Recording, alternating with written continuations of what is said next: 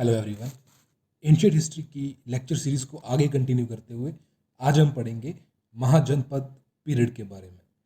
सबसे पहले बात करूं महाजनपद बोलते किसे हैं, तो महाजनपद जो वर्ड है उसका मतलब है ग्रेट किंगडम, बहुत बड़ा किंगडम। तो वैदिक एज में हमने पढ़ा था कि जो ट्राइब हैं उन्हें जन बोलते थे। जब ये छोटे छोटे जो जन थे ये मिलके इन्होंने क्या बनाया, जनपद बनाया। और बहुत से जनपद जब मिले तो इन्होंने जो है महाजनपद का निर्माण किया। तो इसमें हम देखेंगे कि टोटल 16 महाजनपद थे और उन्हीं के अंदर जो है मगध भी एक जनपद था। तो मगध की जितनी भी डिनास्टीज रही हैं वो हमारे एग्जामिनेशन पॉइंट ऑफ व्यू से बहुत ज़रूरी हैं। तो उन्हीं में से एक इम्पॉर्टेंट डिनास्टी है मौर्य, इसके बारे में भी हम पढ़ेंगे। तो सभी जो ये 16 किंगडम 16 महाजनपद थे, इनमें से जो सबसे बड़ा और पावरफुल होके एमर्ज होके जो जनपद निकला वो था मगध। अब बात करते हैं कि आखिरकार इन महाजनपद की जो इन्फॉर्मेशन है हमें कहाँ से मिलती है। इसका पता चलता है हमें दो लिटरेचर सोर्सेज से, एक है बुद्धिज्म और एक है जैनिज्म वाला।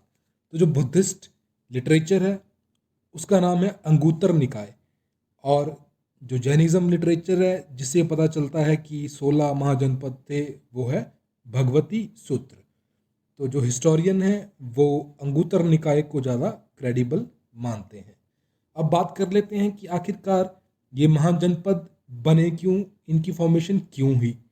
क्योंकि इस टाइम पे जो था आयरन जो है खोजा जा चुका था, जिसकी वजह से क्या है आयरन के वेपन्स जो इंस्ट्रूमेंट्स थे लड़ाई के लिए वो ज़्यादा मात्रा में बनना शुरू हुए। और क्या था फिर ज़मीन को कॉन्कर करने की, क्योंकि लैंड पे एग्रीकल्चर होता था और साथ ही जो है अपना एम्पायर को बढ़ाने की कोशिश की जा रही थी। तो इसीलिए जो है महाजनपद की फॉर्मेशन हुई। और महाजनपद इसलिए भी बने क्योंकि क्या है एक साथ इकट्ठे रहने में क्या है जो प्रोटेक्शन और सिक्योरिटी है वो ज़्यादा बढ़ जाती है। जैसे जैसे एग्रीकल्चर जो है फ्लरिश करता गया वैसे क्या है जो हमारा जो फूड प्रोडक्शन थी वो भी क्या है सरप्लस अमाउंट में होना शुरू होगी। जब फूड सरप्लस अमाउंट में बनेगा तो उसकी वजह से क्या है आर्मी और जो सिटीज़ हैं उनका भरण पोषण किया जा सकता था। तो इसलिए जो है आर्मीज़ अब क्या है टेरिटोरियल वॉर यानी कि ज़मीन के लिए और अपने एरिया को बढ़ाने के लिए जो है लड़ाई करना शुरू कर दिया था। तो ये भी रीज़न रहा है महाजनपद की फॉर्मेशन का। अगर आप चैनल पे नए हैं तो चैनल को सब्सक्राइब कर लें और साथ ही बेल आइकन की नोटिफिकेशन को प्रेस कर लें ताकि आगे आने वाली जितनी भी अपडेट्स हैं उनकी नोटिफिकेशन आपको भी मिल सके। अब देखते हैं कि आखिरकार ये जो 16 महाजनपद हैं ये कौन कौन से थे। तो पहला है अंग। अंग जो है बंगाल वाले एरिया में लोकेटेड था। दूसरा है अस्क। तीसरा है अवंती। अवंती जो उज्जैन वाला एरिया है वहाँ लोकेटेड था। उसके बाद आता है चेदी, फिर गांधार, काशी, कंबोज, कोसल। कोसल जो है अयोध्या वाला एरिया में है, वहाँ लोकेटेड था। अगला है कुरु। कुरु जो है वेस्टर्न यूपी वाले एरिया में लोकेटेड था। फिर है मगध। मगध जो आज का प्रेजेंट बिहार है, पटना से जो नीचे वाला साउथ वाला एरिया में जो है मगध बसा था। उसके बाद है माल, फिर मत्स्य, फिर पांचाल, सूरसेन, वृजी। वृजी जो है गंगा के नॉर्थ में जो ये था वृजी लोकेटेड था। और वत्स्य जो है ईस्टर्न यूपी में लोकेटेड था वत्स्य।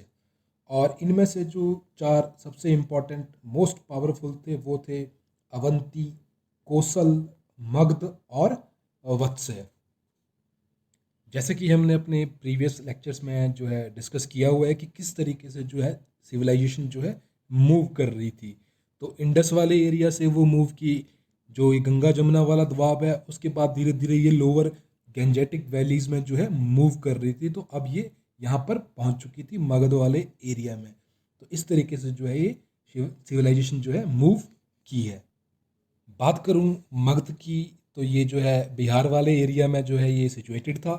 और 6th सेंचुरी बीसी से लेके 2nd सेंचुरी बीसी तक जो है ये इसने रूल किया। तो अप्रॉक्सीमेटली जो है 400 ईयर का इसकी हिस्ट्री रही है। तो जितने भी ये 16 महाजनपद थे इन सभी में जो सबसे सुप्रीम जो महाजनपद निकला वो था मगध। आखिरकार इसका रीज़न क्या था। तो सबसे पहली बात, जो ये मगध को जितने भी रूलर्स मिले, जितने राजा मिले, वो सबसे पहले बात तो सबसे तगड़े ग्रेट वॉरियर वो थे। और साथ ही इन्होंने क्या है, जो भी अपने जो आसपास वाले जो ये महाजनपद थे, वहाँ पर मैट्रिमोनियल अलाइंसेस करके जो है उनकी बेटियों से जो है शादियाँ कर ली थी। तो ये भी एक बहुत बड़ा रीज़न है इनकी सक्सेस का। और साथ ही इनकी कैपिटल के अराउंड जो है आयरन ओर जो था बहुत अधिक मात्रा में पाया जाता था, और जिसकी माइनिंग करके ये क्या करते थे, लोहे के सारे जितने भी हथियार वेपन्स हैं वो बनाते थे, और इन्हीं का यूज़ जो है ये फाइटिंग, जब इनकी लड़ाई होती थी वॉर पे, किया जाता था। तो इनको एक ये बहुत बड़ा पॉजिटिव पॉइंट था। अब देख लेते हैं कि आखिरकार जो मगध है उसके अंदर कौन कौन सी डिनास्टीज ने रूल किया है। तो सबसे पहले जो है वो आती है हर्यंक, उसके बाद आती है शिशुनाग, उसके बाद आती है नंद, फिर मौर्य, फिर सुंग और कान्व। तो एग्जामिनेशन पॉइंट ऑफ व्यू से जो है इनकी क्रोनोलॉजी बहुत इंपॉर्टेंट है आपके लिए, इसे ज़रूर याद रखिएगा। तो इस वीडियो में हम देखेंगे हर्यंक, शिशुनाग और नंद के बारे में, और जो नेक्स्ट लेक्चर होगा उसमें हम डिस्कस करेंगे पर्शियन और जो ग्रीक इन्वेजन थे इंडिया के अंदर, उनको डिस्कस करेंगे। उसके बाद हम जो है मौर्य के बारे में डिस्कस करेंगे, और फिर जो ये पोस्ट मौर्य जितने भी हैं इनको हम अलग सेपरेट लेक्चर में डिस्कस करेंगे। बात करूं हर्यंक वंश की, तो इस टाइम पे जो है मगध इतना बड़ा नहीं था, साइज में काफ़ी छोटा था। लेकिन जब बिम्बिसार ने इसकी गद्दी संभाली तो इसके साइज को है इन्होंने बहुत ज़्यादा इंक्रीज कर दिया था। तो बिम्बिसार 546 से लेके 494 बीसी तक इन्होंने रूल किया। और बिम्बिसार जो थे, जब बुद्ध जिंदा थे तो उस टाइम पे ये राजा थे यहाँ के। तो बुद्ध ने ही जो है बिम्बिसार को जो है कन्वर्ट किया था बुद्धिज्म में। और इनकी जो कैपिटल थी उस टाइम पे वो थी राजगीर। और जो बिम्बिसार है इन्होंने मैट्रिमोनियल अलाइंसेस बनाए कोसल के साथ, वैशाली रूलर्स जिन्हें कि लिच्छवी भी बोलते हैं, और माद्रा क्लान है पंजाब का। तो यहाँ पर इन्होंने जो है मैट्रिमोनियल अलाइंसेस बनाए। अपने बेटे आजाद शत्रु की मदद से जो है इन्होंने अंग को भी ऑक्युपाई कर लिया था। अब बात करूं आजाद शत्रु के बारे में, तो इन्होंने क्या है अपने पिता बिम्बिसार को मार दिया था और खुद गद्दी पे ये बैठ गए थे। तो जो आजाद शत्रु थे ये बहुत अच्छे फाइटर थे, और इन्होंने जो है 16 साल से लगातार जो फाइट चलती आ रही थी कौशल वैशाली के साथ, उसको फिनिश किया और इनको जो है हराया। और आजाद शत्रु के बारे में जो बात इम्पोर्टेंट है वो ये है कि इन्होंने जो है बुद्धिज़्म को अपना लिया था। और जो ये फर्स्ट बुद्धिस्ट काउंसिल थी जो कि राजगीर में हुई थी, ये भी इन्हीं की अध्यक्षता में हुई थी। अगले जो रूलर हैं वो हैं उदयन। उदयन के बारे में सिर्फ आपको याद रखना है कि इन्होंने जो है कैपिटल को शिफ्ट कर दिया था राजगीर से पाटलिपुत्र। उसके बाद जो है यहाँ पर हमें जो है वीक जो है आगे सारे जितने भी राजा मिले वो काफ़ी कमज़ोर थे। और ये तीनों बिम्बिसार, आजाद शत्रु और उदयन जो है एग्जामिनेशन पॉइंट ऑफ व्यू से इम्पॉर्टेंट है। तो धीरे धीरे फिर क्या हुआ, शिशुनाग जो कि एक सीनियर मिनिस्टर थे हर्यंक वंश में, इन्होंने क्या किया, जो वीक उस टाइम पे किंग था हर्यंक का, उसको मारा और खुद गद्दी पे बैठ गए। और यहाँ से जो है शिशुनाग वंश की शुरुआत हुई। इन्होंने क्या किया, शिशुनाग ने अवंती को जीत लिया। तो 100 ईयर से जो फाइट चल रही थी वो अवंती के लिए, वो फाइनली इनकी अध्यक्षता में जो है अवंती को जीत लिया गया। और सेकंड कैपिटल बनाई गई जो कि टेम्पररी कैपिटल थी वैशाली में। उसके बाद आए काल अशोका, ये भी शिशुनाग वंश के जो हैं किंग हैं। और इनकी अध्यक्षता में जो सबसे इम्पोर्टेंट बात है वो है सेकंड बुद्धिस्ट काउंसिल का होना, तो वो इन्होंने ही करवाई थी। और इन्होंने जो है कैपिटल को अगेन शिफ्ट कर दिया था वैशाली से पाटलिपुत्र। अब बात करते हैं नंद वंश के बारे में। महापद्मानंद को बोला जाता है डिस्ट्रॉयर ऑफ क्षत्रिय। जो ये वॉरियर क्लास थी क्षत्रिय, क्योंकि इन्होंने क्या था, बहुत से कुरु, कलिंगा, पांचाल, कोसी जैसे जो ये राजा थे, इनकी आर्मी को जो है इन्होंने डिफीट किया था, इसलिए इनको जो है डिस्ट्रॉयर ऑफ क्षत्रिय बोला जाता था, महापद्मानंद को। इनकी जो लड़ाइयों का इंस्क्रिप्शन है वो है हाथी गुम्पा इंस्क्रिप्शन, जो कि कलिंग के राजा खारवेल ने लिखाया था।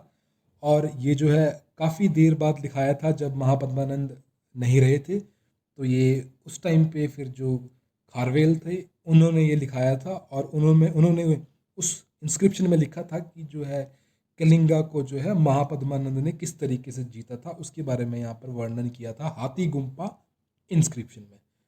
बात करूं धनानंद के बारे में, तो धनानंद के बारे में एक बात जो आपको जाननी है कि जो अलेक्जेंडर थे, उनका जब इंडिया पे इन्वेजन हुआ था, तो उस टाइम पे जो मगध पे जो रूल कर रहा था वो कौन था? धनानंद। सबसे इम्पोर्टेंट इसके बारे में आपको याद रखनी है।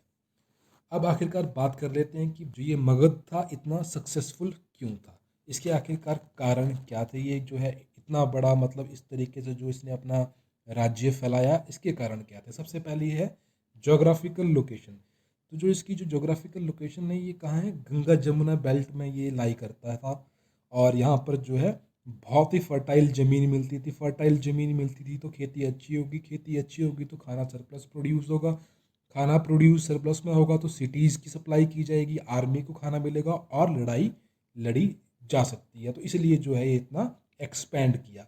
और साथ ही बात की थी मैंने कि जो इनकी कैपिटल थी राजगीर, उसके अराउंड जो है रिच आयरन ओर पाई जाती हैं। तो इसकी वजह से क्या है, जो आयरन के इंस्ट्रूमेंट है, जो वेपन्स हैं, वो काफ़ी मात्रा में यहाँ देखे गए हैं।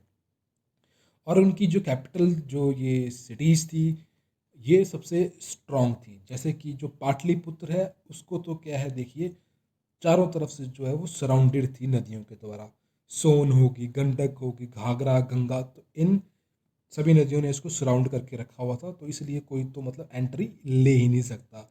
और बात करूं राजगीर की, तो ये जो थी, इसके चारों ओर क्या थे, 5 माउंटेन से इसको सराउंड किया हुआ था। तो राजगीर में भी क्या है, इतने आसानी से घुसा नहीं जा सकता था। तो इसलिए जो है मगध इतना लंबा सरवाइव किया। और साथ ही इनकी जो आसपास वाली जो ये नदियाँ थी, इनका ये यूज़ करते थे अपनी आर्मी को मोबिलाइज करने में, एक जगह से दूसरी जगह ले जाने में। तो इससे क्या होता था, फास्ट मूवमेंट ऑफ ट्रूप्स होती थी, और जो है ये अपने एरिया को इसी तरीके से फटाफट जो है एक्सपेंड करते चले गए। और इन्हीं के टाइम पे, फर्स्ट टाइम पे क्या हुआ, जो हाथियों का जो इस्तेमाल किया गया लड़ाई में, वो इन्होंने ही किया था। ठीक है, तो मगध में ही सबसे पहले एलिफेंट का लार्ज स्केल में यूज़ किया गया लड़ाई में। तो ये भी एक कारण था इनकी सक्सेस का। तो ये सारे रीज़न थे जिनकी वजह से जो है मगध इतना स्ट्रॉन्ग बना। तो आगे आने वाले लेक्चर में हम देखेंगे पर्शियन इन्वेजन के बारे में। तो फिलहाल के लिए इतना ही। अगर आपकी कोई क्वेरी है तो आप हमें कमेंट बॉक्स में पूछ सकते हैं, और फेसबुक पेज को लाइक करके भी आप हमें मैसेज कर सकते हैं। धन्यवाद।